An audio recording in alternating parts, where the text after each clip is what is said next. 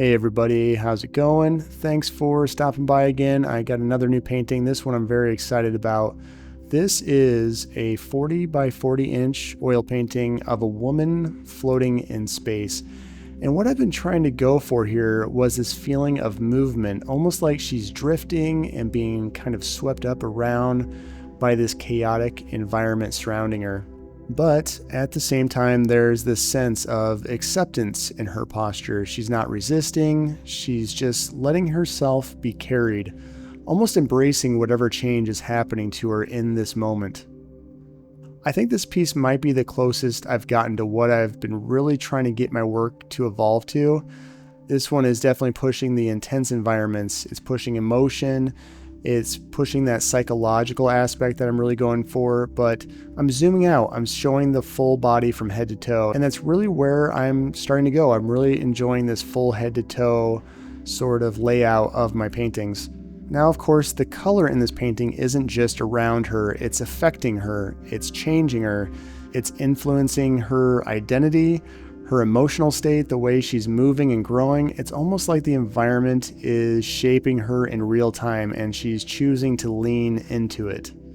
Now, as far as the actual colors go, there's a lot of blues and purples in this piece.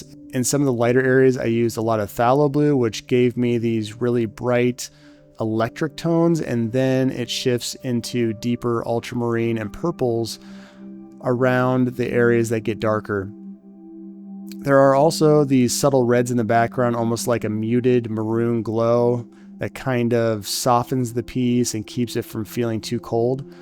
And then in the center of the painting, where everything is sort of converging around her, the blues get really intense, like the color has a mind of its own and it's actively latching onto her. That's where the transformation is happening.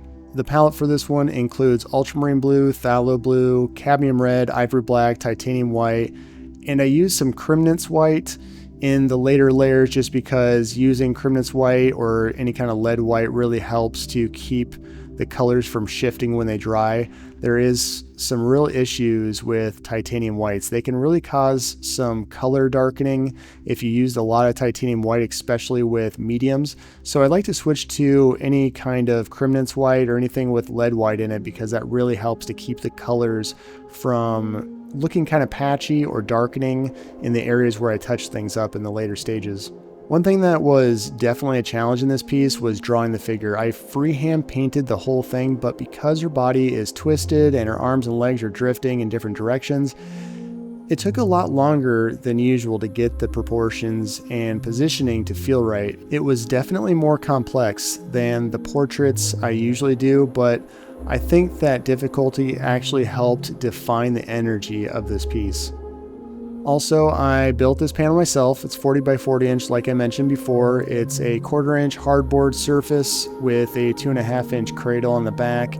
I really like making these on my own. I really enjoy doing some woodworking in my spare time, and this just kind of fulfills a lot of that need to get out in the wood shop and just create something, even though it's, just for my artwork. I really feel like I get that sort of meditative state from working with wood. So making these panels definitely is kind of an added bonus, and it saves a lot of money. So that's another good part to building these from scratch.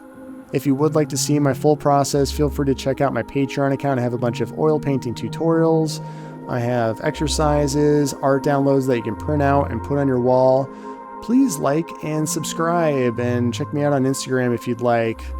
Now at this time, I'm going to go ahead, put some music on so you can watch the full process play out for this painting. I haven't come up with a name for this one yet, so feel free to put your ideas in the comments. I'd love to hear them. Thank you so much, and I will talk to you again next week. All right, bye.